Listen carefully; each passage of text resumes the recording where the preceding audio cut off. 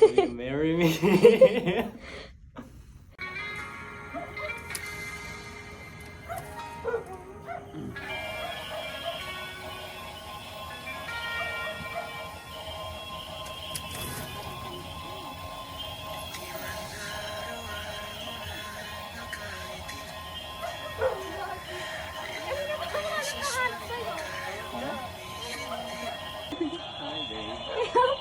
Nawala ba ako? Kaya pala! Nakakainis. Siguro ayaw niyo sumagot, no? Yes, we are. Sana rin kami. Eh, ba't wala pa kanina? Secret. Nakita.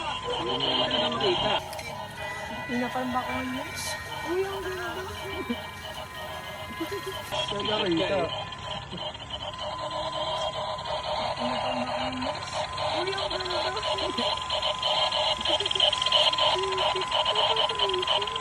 Sabihin ako. Ano? Uy, stylish lang ngayon. Sabihin ako. Ano? Sumawan? Uy, stylish lang ngayon. Ayun, Stylish kasi ako sa kanila eh. Nakakainis Kailan kasi ba? ikaw. ayun nga. Fake nga ganyan. Nagkakilala tayo. Na maraming pagsubok sa buhay. Marami tayong hinaharap. At hinarap na. From LDR din.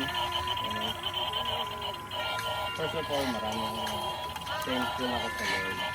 Si Lord talagang lahat na pinagdulo na ito. Hindi dahil sa Kanya, hindi ito nangyayari. Kaya nagpapasalamat ako kay Lord Jesus. Kaya, dahil, until now, Kailangan safe din naman naman. pa rin tayo. Yan, kaya medyo hindi pa kabisado pero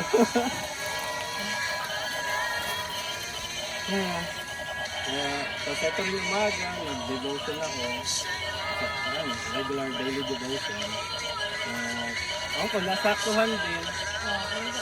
Sabi nga doon from Book of James na every good gift and every perfect gift is from above. Kaya lahat ko, kaya sabi ko, from the Lord. And wala sabihin na you are perfect and the best gift from God. And I will always love you. Tandaan mo yan palagi. At ano mangyari through hardship and yun nga, good times and hard times. Lagi kita mamahalan. Surprise ako sa'yo.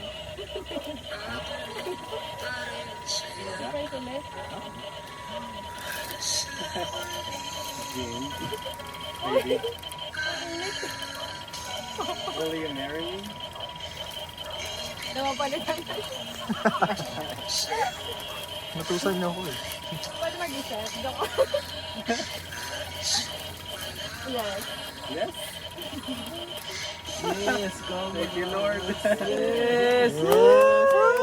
Congrats! Thank you, Lord. Yes! Congrats! Uy, kasha ba? Kasya. Kung balikan man ang hirap, luhat lahat. Ikaw ang paborito kong desisyon na pag napaligiran ng ingay at na